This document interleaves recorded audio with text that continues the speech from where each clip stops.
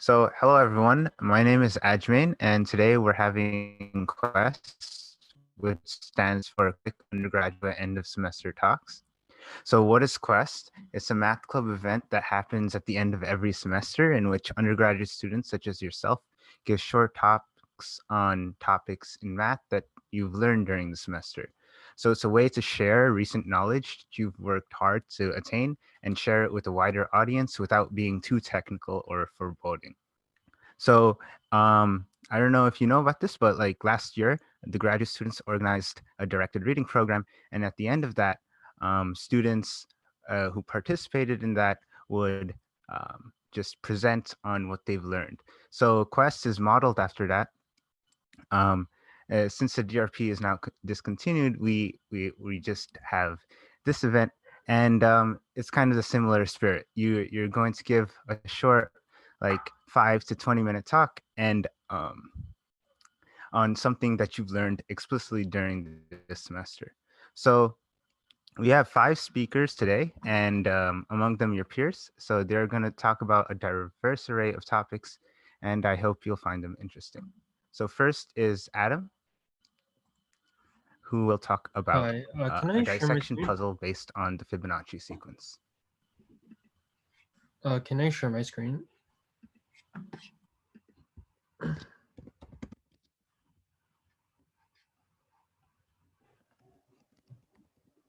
Yeah, Spencer, can you make them a co-host?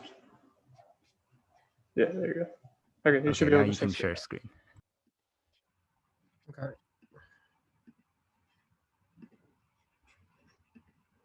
So today I'm going to be talking about a dissection puzzle based on the Fibonacci series. And basically this is the agenda. And there's a connection between a famous dissection puzzle, which rearranges an 8x8 square into a 13x5 rectangle in the Fibonacci series, which can be shown by Cassini's identity. That's an equation from the 1680s, and this was inspired by a section from the book The Pleasure of Counting by T.W. Corner.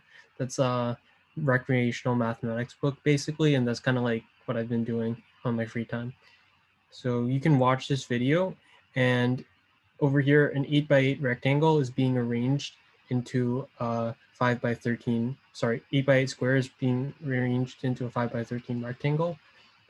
And why is that interesting? Well, this is a paradox because an 8x8 square appears to be arranged into a 5x13 rectangle.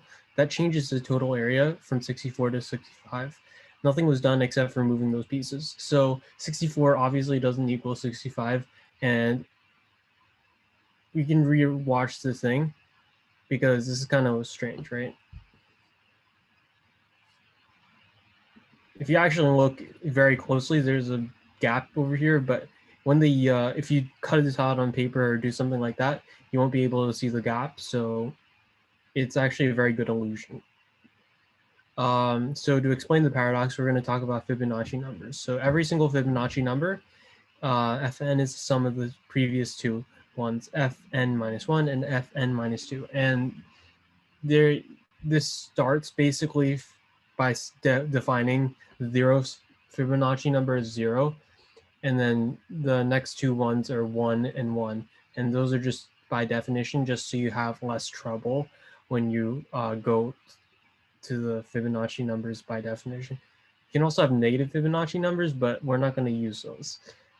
Okay, so there's an identity of Fibonacci numbers called Cassini's identity, and that says that the difference between the product of two Fibonacci numbers, fn plus 1 and fn minus 1, and the square of the Fibonacci number fn is either plus or minus 1. It's much clearer when you look at the equation, so maybe you take like a few seconds to take a look at that. And the connection is that basically this guarantees that the illusion works because the difference of 1 is much smaller than the overall area.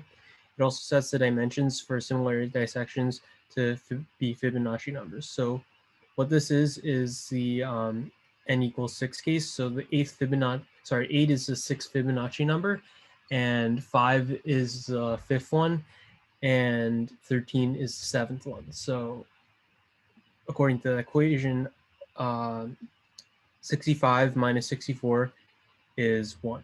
and that's the difference of 1 that you accounted for. Okay, so there's a proof by induction. You can take a look at this, and this is basically the most basic proof by induction. It says that you're going to demonstrate the case of n equals 1, assume the proposition holds for n equals k, prove for the k plus 1 case. There's also a proof using linear algebra. It basically does the same thing, but it rearranges it into a matrix. So there's this thing where you put the matrix, so you multiply it by 1 1 0, sorry, 1 1 1 0, and that's the Fibonacci numbers in that sequence, and the first Fibonacci numbers, and you basically find that the determinant of that, of the powers of that, is also powers of -1. So if there were more time, you can actually do this, but maybe like if you want to take a moment to screenshot this so you could do this like later on, that would be cool. And just in my remaining time, I can explain that there's a connection between the puzzle we saw and Curry's triangle. Basically, if you go back to the here, there's a very thin parallelogram, and it turns out that if you put in Fibonacci number like dimension triangles, they actually fit the difference between the smaller triangle and, like, imagine if you superimposed a smaller triangle and a bigger triangle, they would fit in the dimensions of this using Fibonacci number in like length. That's not so clear, but if you like read up an explanation about that, that would be much better. So anyways, do you have any questions?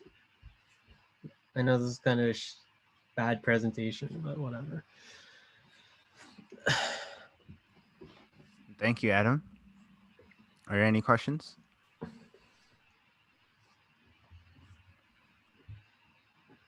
Okay, so my time is over, so I'll Right. go on to the next speaker.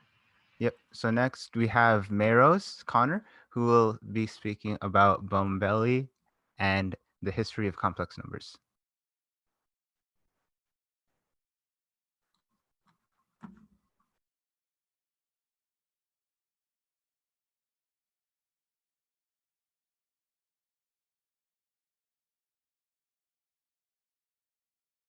Meros, you're muted.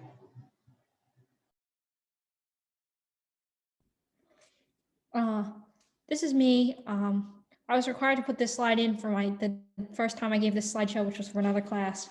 But it basically says that I'm interested in math, linguistics, and code.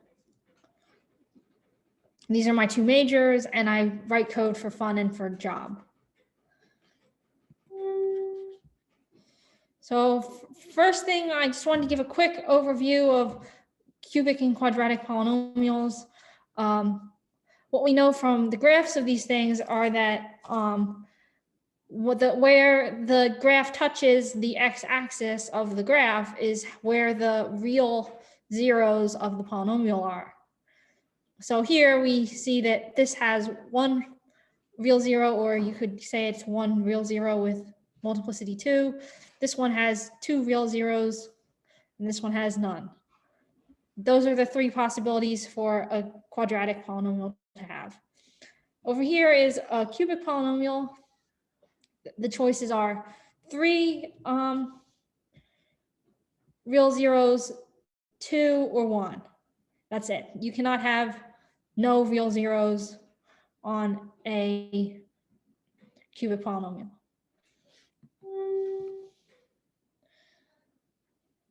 So the story begins with Diophantos, who started solving equations for the first time. They didn't look like this for him. He had his own notation, which is very cool and could be the subject of its own presentation.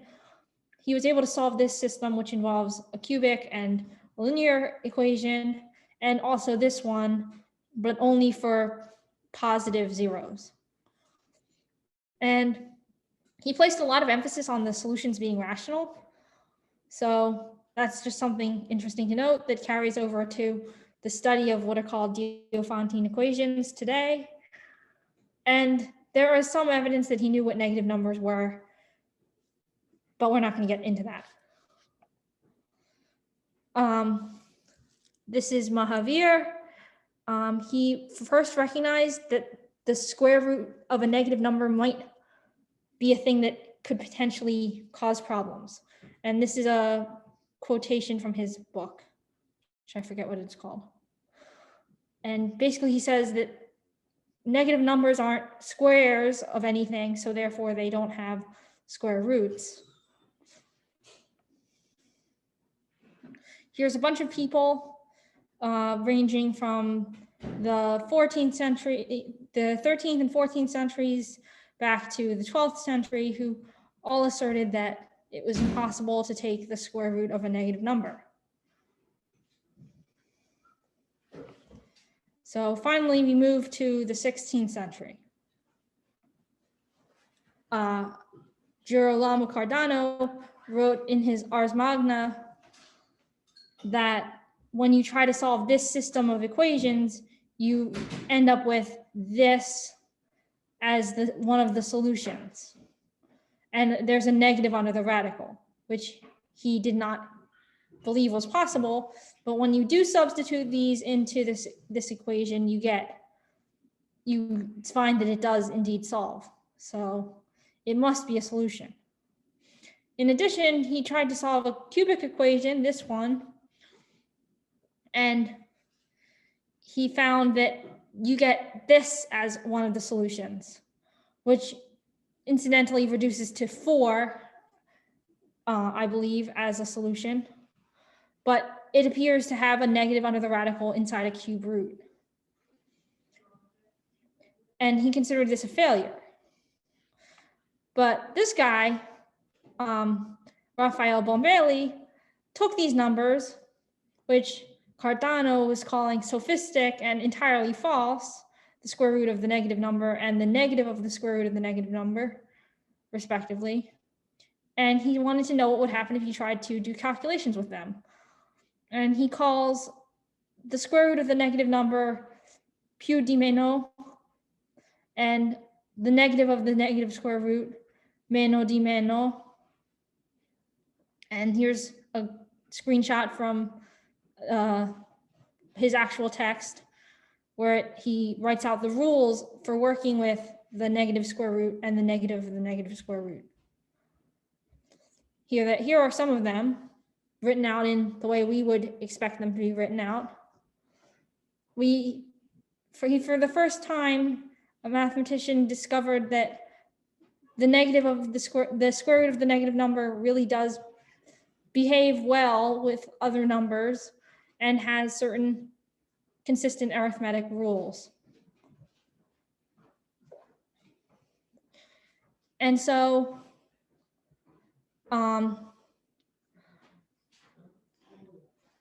this is Euler, and in the 18th century, he would name Bombelli's number I, the imaginary number, and verified that now every polynomial of degree n has n zeros, and some of them may be complex.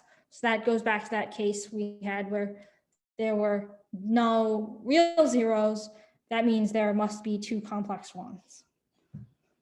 And in the cases of the cubic, where there were less than 3 real zeros, the difference is made up by complex zeros or multiplicity. And here's a picture of one of the modern applications of complex numbers in complex dynamics, which is the famous Mandelbrot set, which is a set of numbers in the complex plane. If you take this line to be the real numbers and this line to be the imaginary numbers, you have this picture plotted on the complex plane of a function iterated into itself many times. And the red points are the points that do not tend to infinity as you iterate the function. So that's what complex numbers are doing today.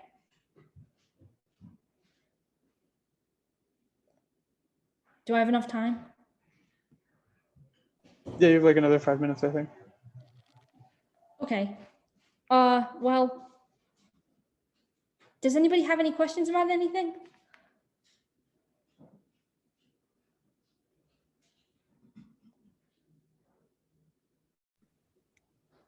I don't know, like the Mandelbrot set.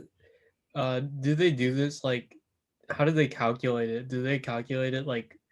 Do they have to calculate each one by hand, like no, or by computer, in like individually? Yes, you have to calculate each point in on a grid, basically, and figure out whether it goes to infinity or not. And it goes in a finite number of steps. So something cool you can do is color points based on how long it takes for them to go to infinity. I generated this image. You can kind of see that it glows a little bit around the edges if you look carefully. The closer the color is to black is the shorter time it takes to go to infinity. Cool.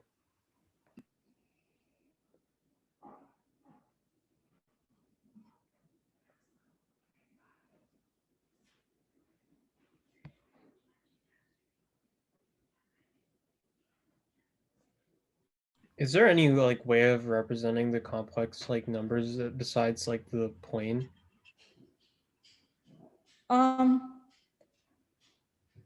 There's the Riemann sphere, which is where you take the complex numbers and add what they call a point at infinity, and then you tie up the ends of the complex plane into a sphere that has some interesting properties in complex analysis. Cool.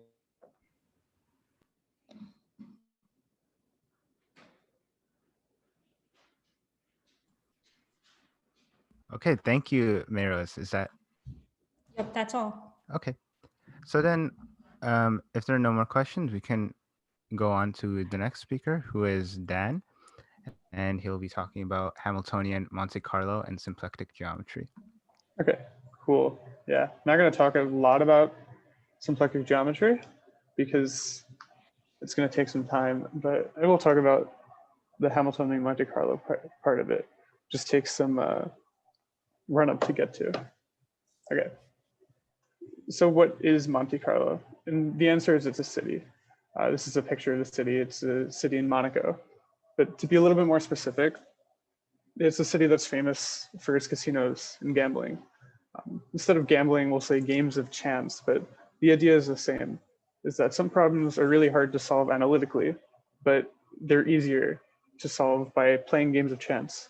Maybe not solve completely, but solve approximately for our needs.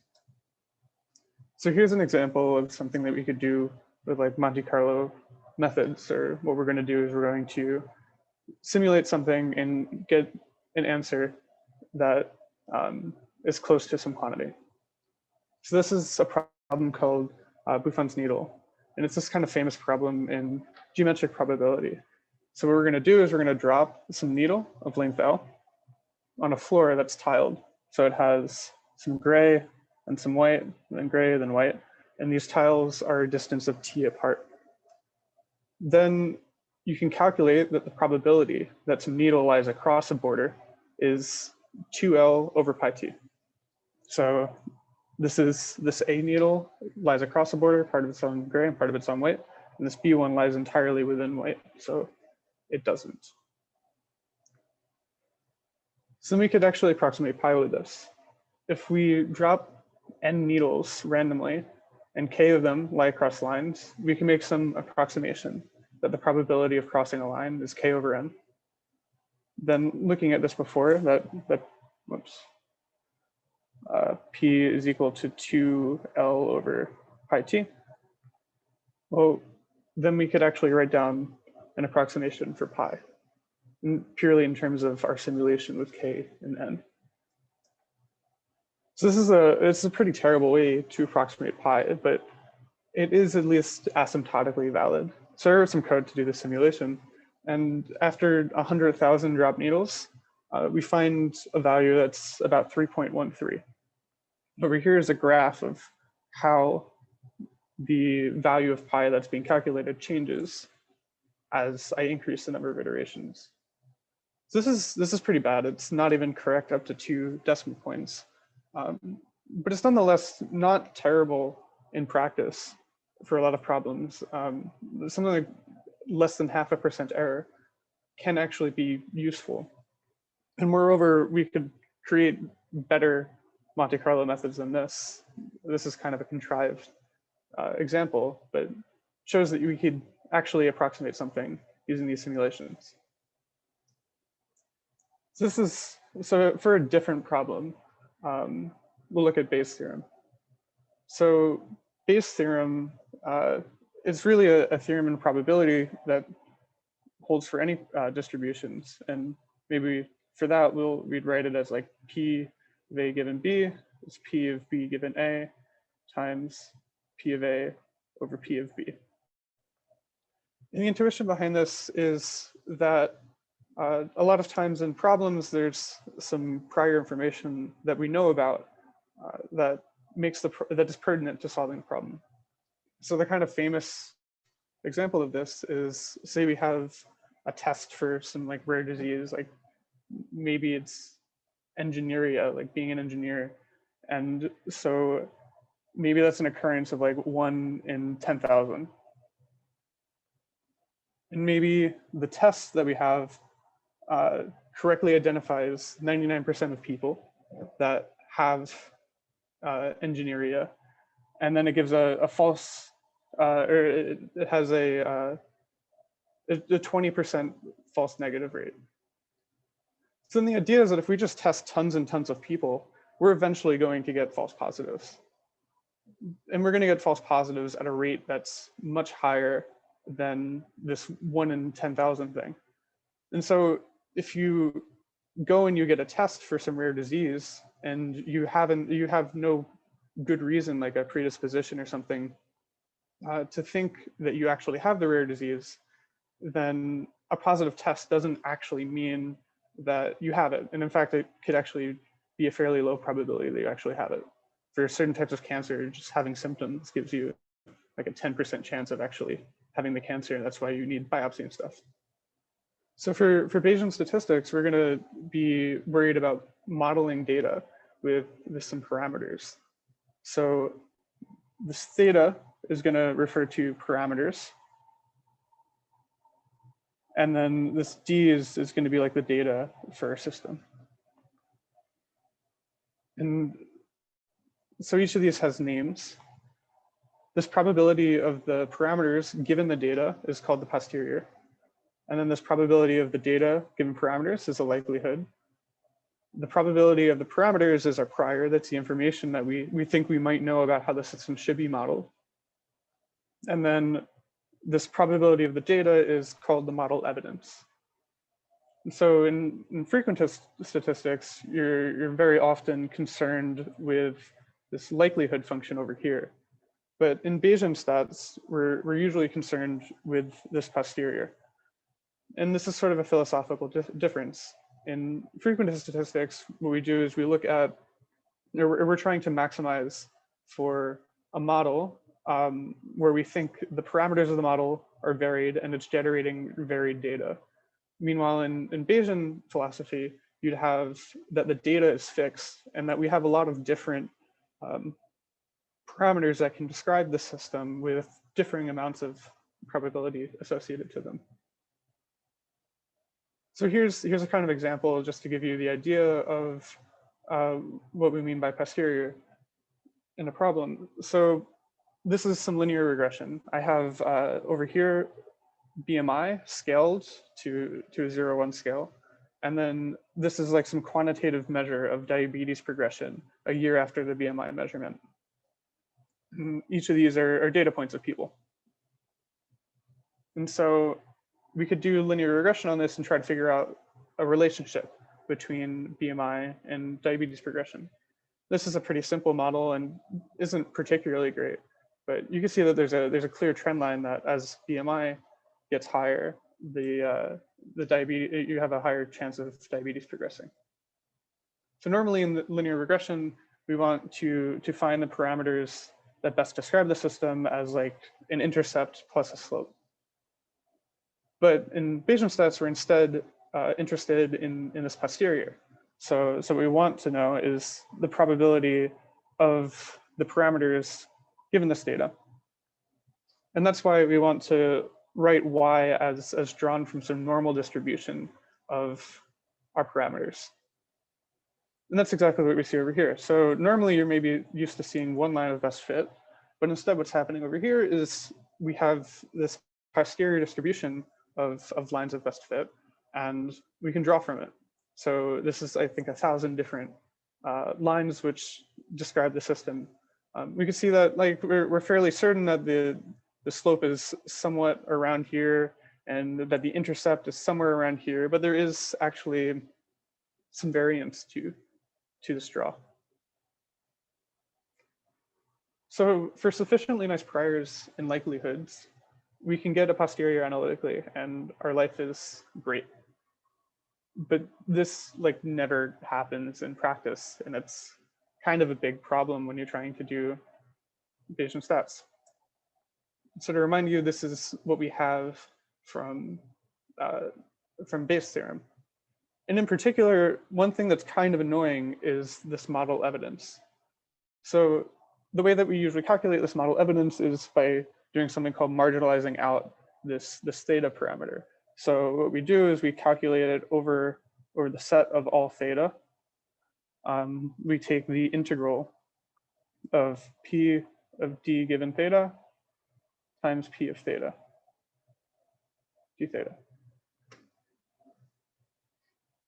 And you can imagine that if we have some really complex likelihood or some likelihood and prior that don't agree very well with each other, this integral is going to be very difficult. And in fact, it, in a lot of cases, is just completely not analytically solvable. Luckily, one nice part about these Monte Carlo methods is that we could actually estimate or sample from the prior without this evidence at all. We just need, from Bayes' theorem, that the probability of theta given d is proportional to the probability of the data given theta times the probability of theta. So given the likelihood and the prior, we have some proportionality to the posterior. And we can completely avoid the model evidence if we're careful with some methods. So a new solution to this would be something called Markov chain Monte Carlo. So like I said before, if we're interested in this posterior distribution pi, and we have some dependence on f of x, so this is like the likelihood times the prior over here, then we have this set of tools, Markov chain Monte Carlo. And what we're going to do is we're first going to develop this classical algorithm called Metropolis Hastings, which is a solution. Over here, I have a picture of a Markov process. And so the like Markovian property of this is that if I'm at some point, say E, then the probability of going, the probability of the next point only depends on the current point. In other words, if I go going from E to E or E to A only depends on that I'm at A right now.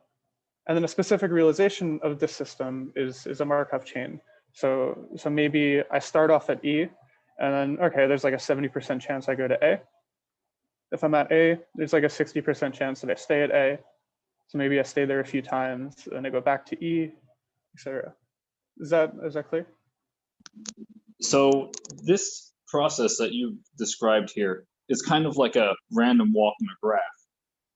Is that a typical example of a Markov process?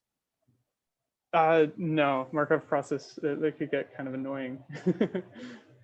But I think that, so the whole property is that the probability of going to X given the current point, or sorry, the probability of going to X given like all of these prior points,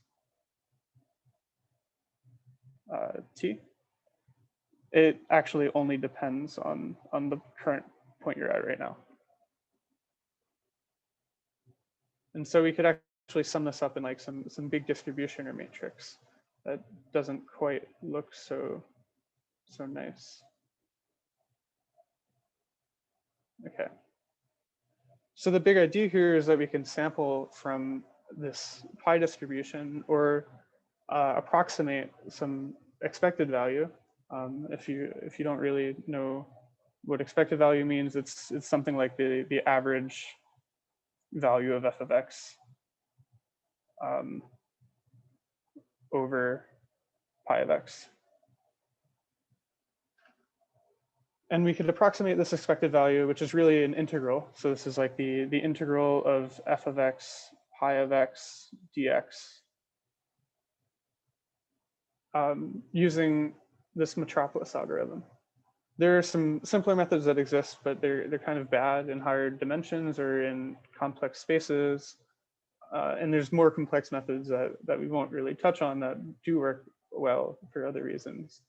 But this is sort of the classical example. I think this was in 1953 by like Metropolis, Teller, and somebody else who I'm forgetting.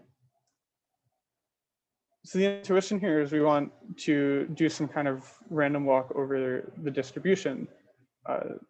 So we want to walk around the most probable parts in order to actually estimate things well. So then the core idea is that we're going to try to walk towards more probable parts, but we can't just like walk to the most probable point. It doesn't really tell us much. So instead, we also consider going to less probable points, but we reject less probable ones at some rate we'll make more concrete.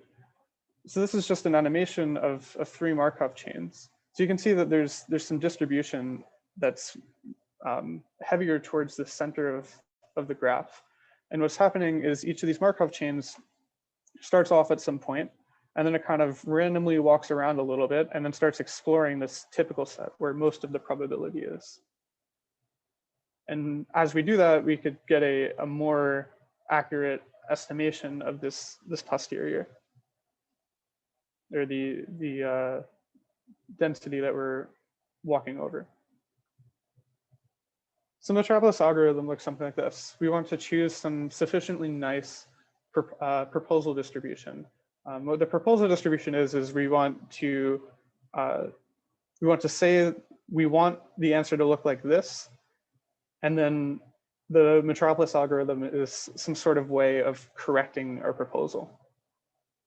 And there's this condition that we call detailed balance,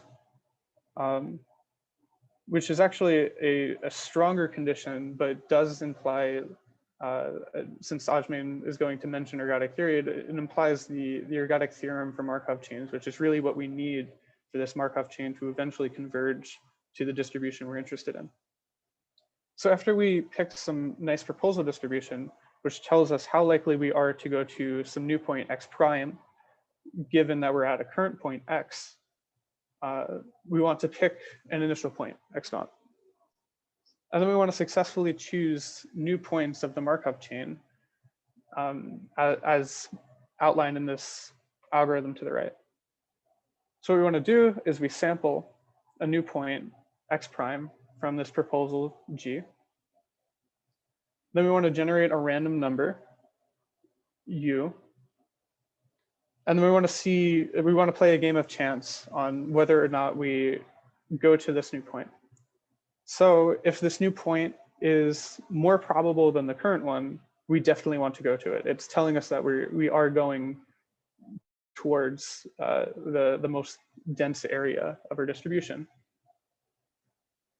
However, we want to play this game of chance where even if the point is less probable, then we accept it based off of this acceptance condition.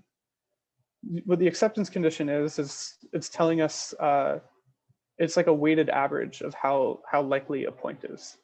So if a point is significantly less likely, we are less likely to go to it. After we choose a new point, So we started from x0 and we went to x1. Then we just repeat the process with x1. So we increase in time. So here's a little animation of the Metropolis algorithm. So we started off at some initial point. Over here in the blue lines, I drew the kernel density estimate. And so that's just like a picture of the real distribution. And the point is, normally we wouldn't actually know what this real distribution looks like.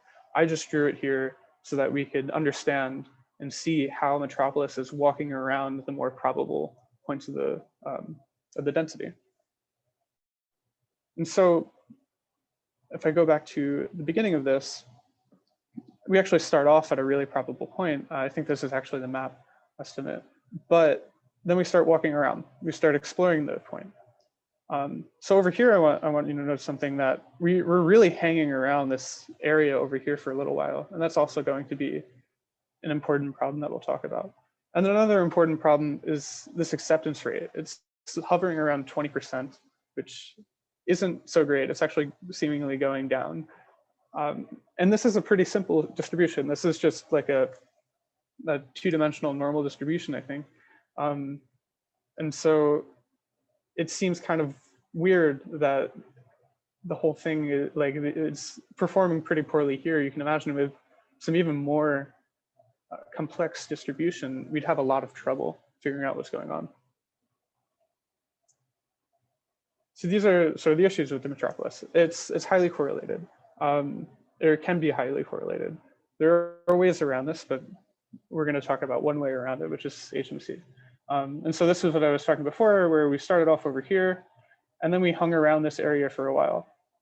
So if we only looked at the Markov chain when it was in this neighborhood, it would be very highly correlated, because all of the points are very close together, since we're sampling based off of the distance, at least with like the sort of normal proposal. Okay, so another thing is it doesn't work with more complex distributions.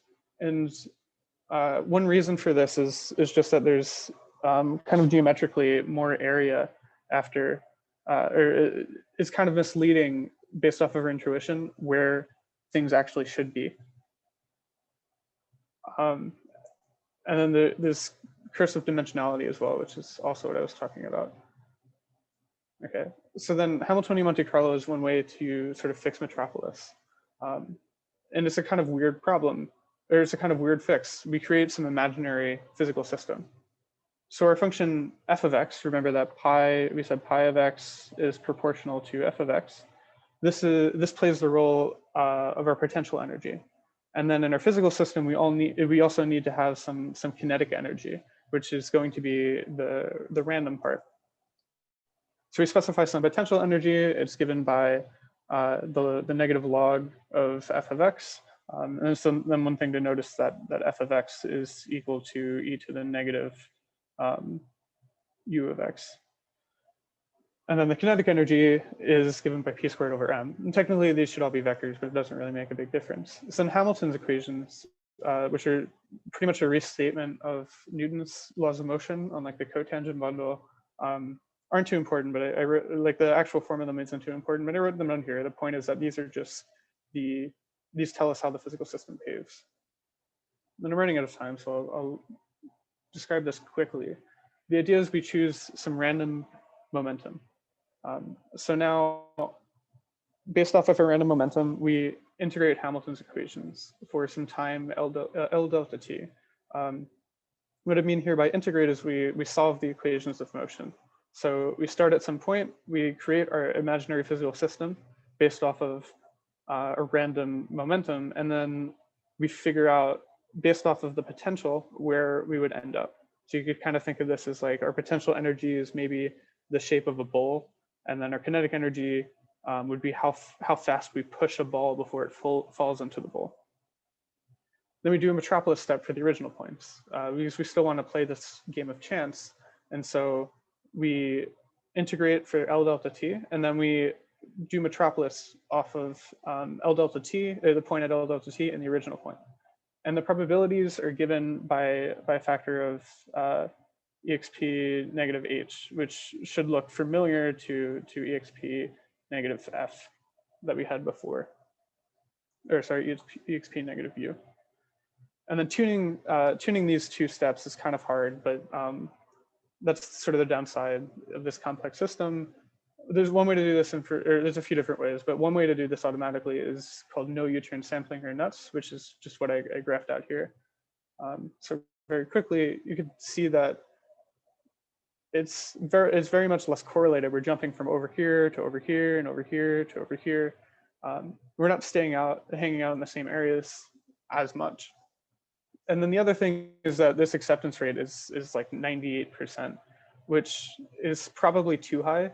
But that's just because this is like a two-dimensional normal distribution, and it's really, really easy to walk around. Normally, you'd want something like 85%, or depending on the situation. Okay, and then symplectic geometry, which I don't really have time to talk about, but as a Hamiltonian system, symplectic geometry is extremely relevant. And in fact, we prove like the ergodicity of the system.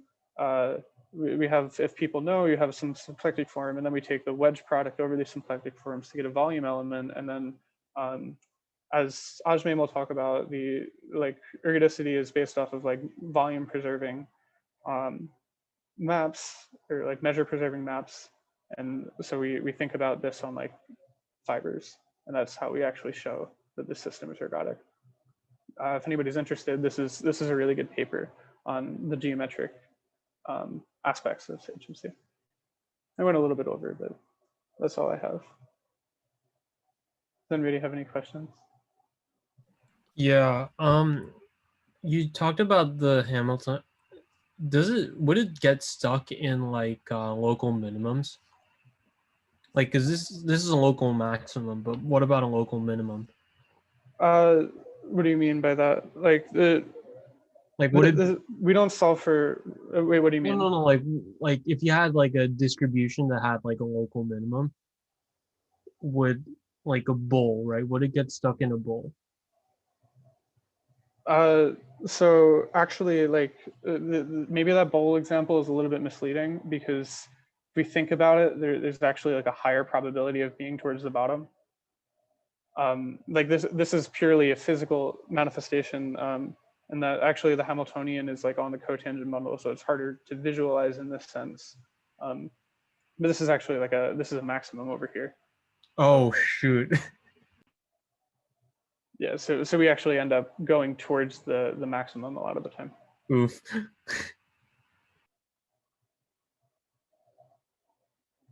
That does lead naturally to the question of, well, how does this work with a multimodal distribution?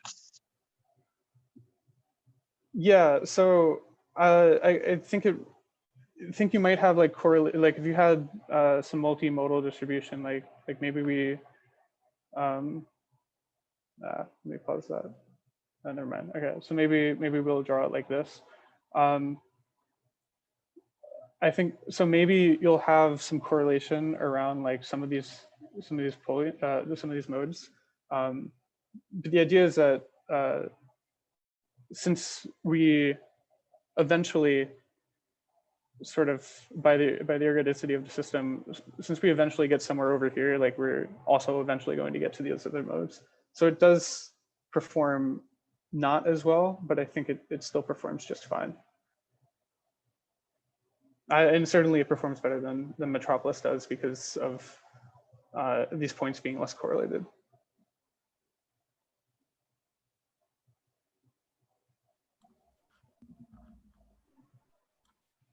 Okay, I guess now it's time for me to present. Okay, cool. So I'll share screen. Okay, so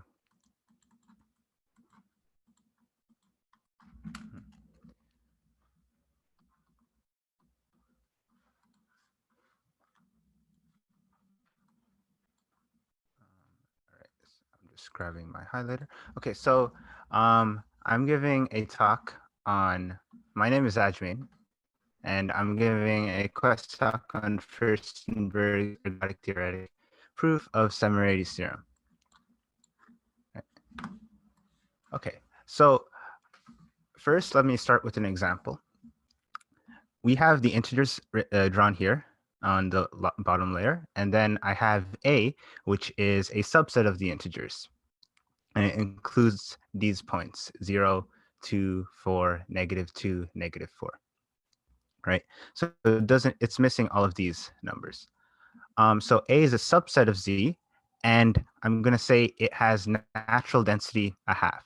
So A is the even integers, and it has natural density equal to 1/2. Okay, so Szemeredi's theorem says that A contains arbitrarily long arithmetic progressions. Indeed, so what is an arithmetic progression? It's a progression. Here's some examples. So 0 to 2 is an arithmetic progression of length 2 and gap 2. 0 to 4 is an arithmetic progression of length 3 and gap 2. And 0 to 4, 6 is an arithmetic progression of length 4 and gap 2. Right? And so it's kind of clear that the even integers would have arbitrarily long arithmetic progressions. You just pick any starting point, and then your gap is going to be 2, and you can go as long as you want. So this natural density may be unclear, but since the even integers make up 1/2 of the integers, you would expect it to have natural density 1/2.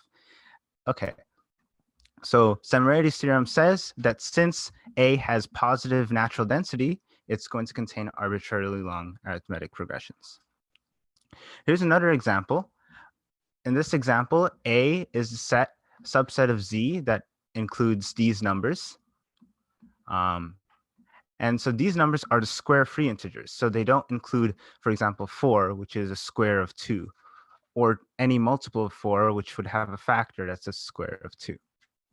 And it turns out that the square free integers has natural density equal to 6 over pi squared, which is also positive. And then Szemeredi's theorem says that the square free integers contains arbitrarily long arithmetic progressions as well. So here, this is a little bit more interesting than the even integers case example, because, okay, we can start with an arithmetic progression with gap 1, 1, 2, 3, and then, okay, I can make it bigger. Well, I need to, I can't extend 1, 2, 3, so maybe I'll just do 1, 3, 5, right? So 1, 3, 5 is an arithmetic progression, and I can make it even bigger. And I can make it this big of length 5 and gap 2. But if I try to extend that a little bit more, 9 is not going to be square free, so 9 is not in my set anymore. So this arithmetic progression, I can't extend it past 9. But Szemeredi's theorem is saying that A contains arbitrarily long arithmetic progressions because it has natural density positive. So, okay. In general, Szemeredi's theorem is telling us if I have a subset A of the integers, and I don't know what the elements are, if the natural density, which is this ratio, you're looking at all of the integers inside of A between -n and n, and dividing it by all of the integers between -n and n. So this is a portion of, it's a fraction, and it's representing the portion of A inside this interval.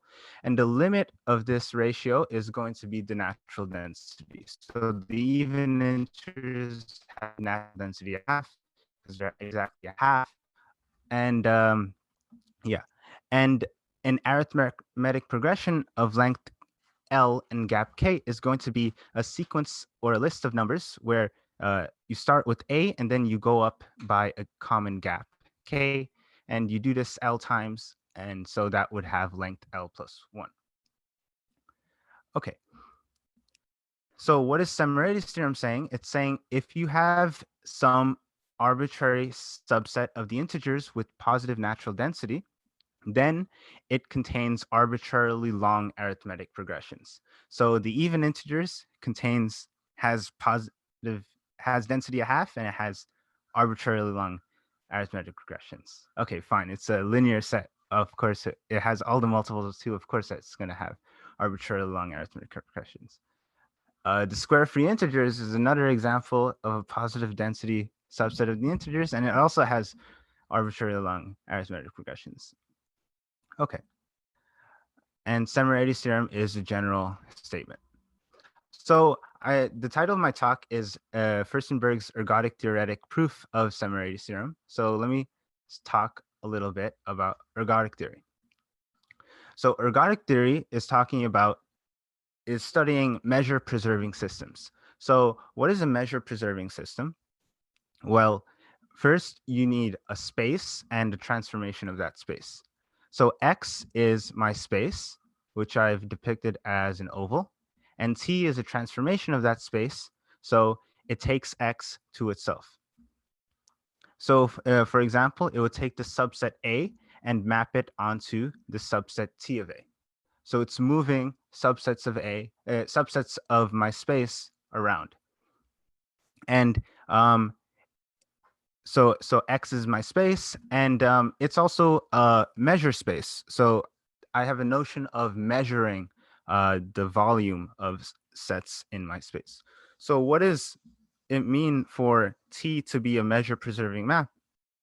It means that if I take a subset of my space and then act on it by the transformation, the volume of this image is the same as the volume as I started with. So in that sense, it's measure preserving. That's drawn here or written down here. So this is what a measure preserving system is. You would want mu to be a probability measure, meaning the measure of the whole space is 1, but that's a technical detail. So here, a measure preserving system is a space with a way to measure volume and a measure preserving map on that space.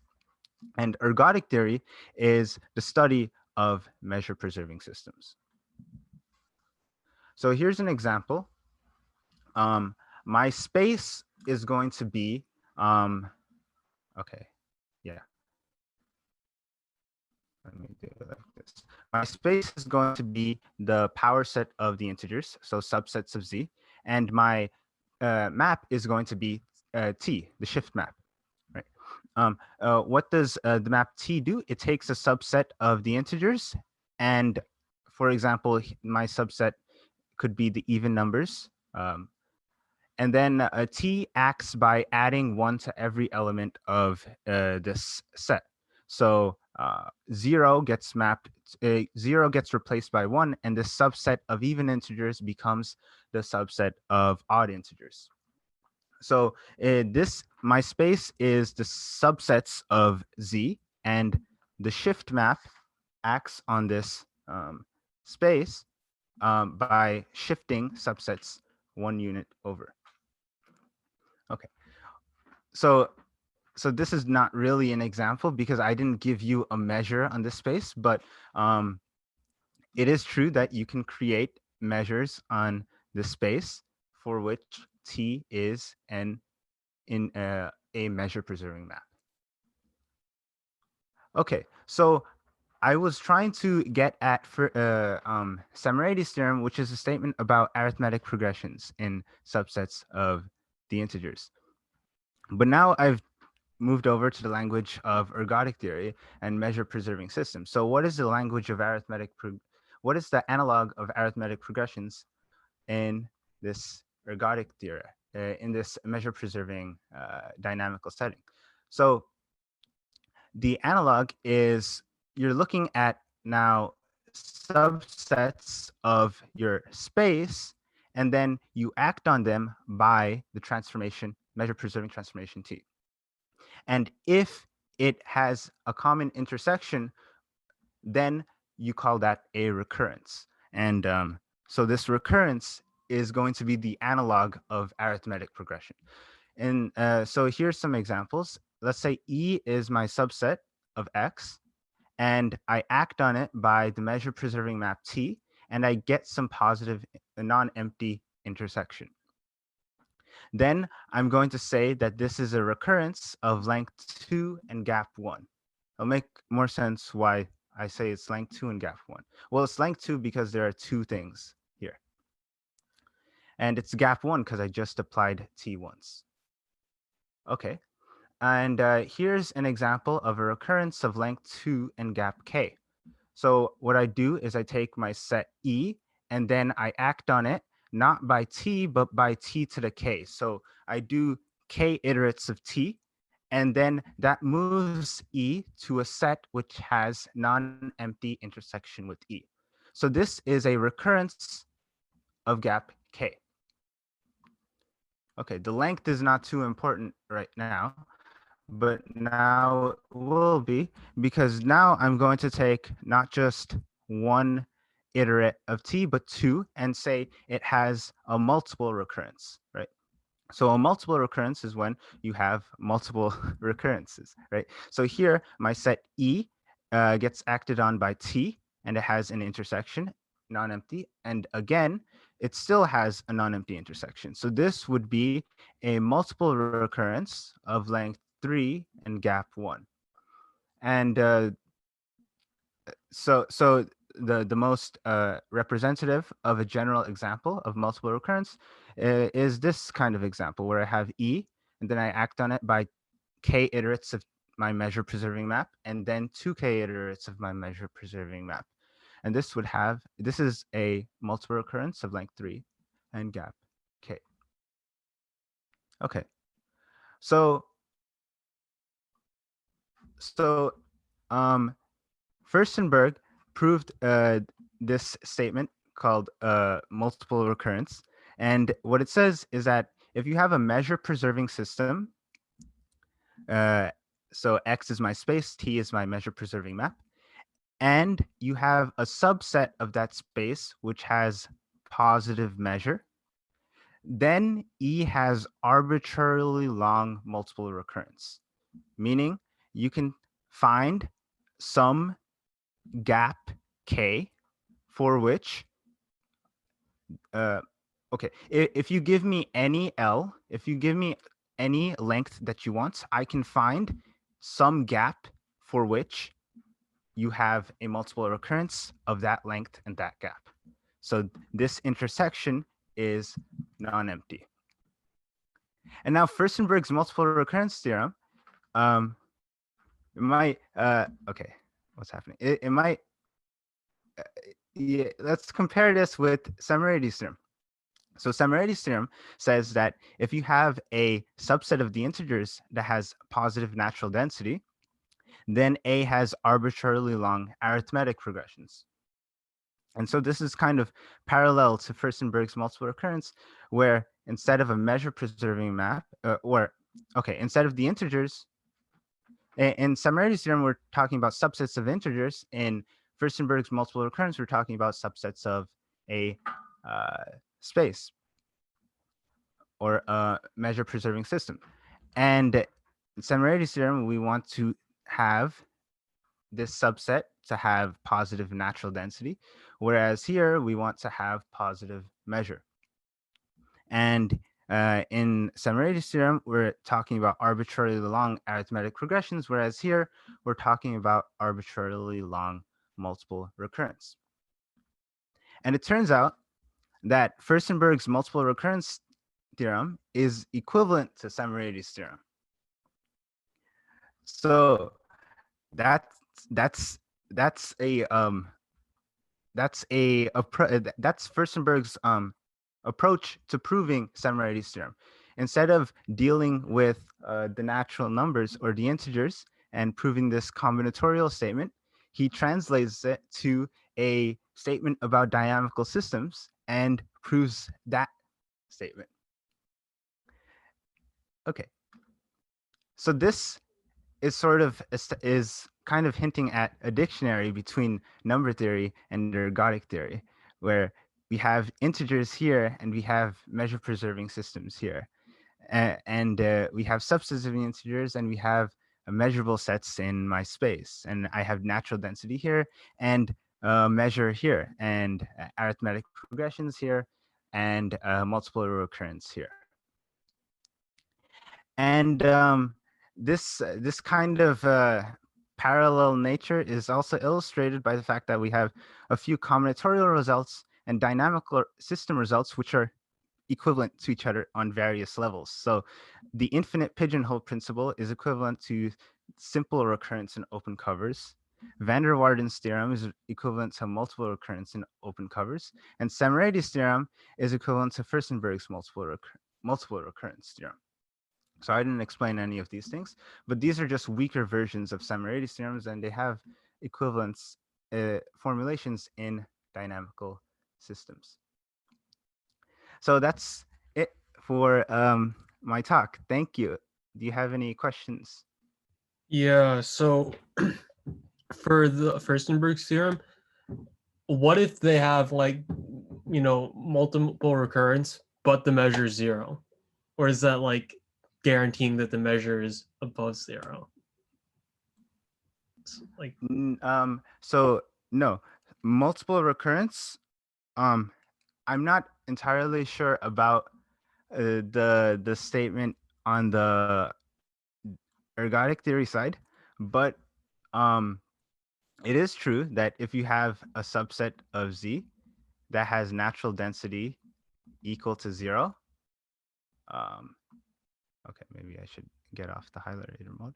Like you could have subsets of Z which have natural density 0, but still have arbitrarily long arithmetic progressions. okay, cool. What is the natural density of the prime numbers? Prime numbers have natural density 0. And it's exactly an example which has arbitrarily long arithmetic progressions. This is, I think this is the green tau theorem. And you need more than just ergodic theory, which is somewhat kind of referred to as soft analysis, but you need hard analysis, which is functional analysis, to prove that the prime numbers have arbitrarily long arithmetic progressions because they have a natural density 0. They're not, you don't get that the primes have arbitrarily long arithmetic progressions from Szemeredi's theorem. And Szemeredi's theorem is kind of like, you know, it's saying what does it mean to have positive density? If you have positive density, that's kind of like A is approximately linear. Like, because you're taking intersections of A with the interval, and you're saying in this linear, so this interval grows linearly, and you're saying that A also grows linearly. But say if I take another example of a measures or density 0 set is the squares of integers, like n squared. So this grows. How many squares are there in the interval? It's less than linear. So anything that grows sublinearly will have density 0. And so do the primes. Primes grow like x over log x, I think.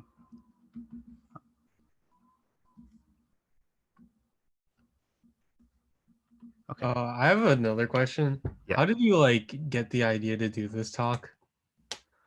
Well, in 532 in my real analysis course, I had to give a presentation on some analysis stuff that's outside of the class, and I wanted to do something related to number theory. So I found this result, kind of like combining the two things, you know. Cool. Right. Well, thank you. That's it for my talk, and I think that's a conclusion to Quest.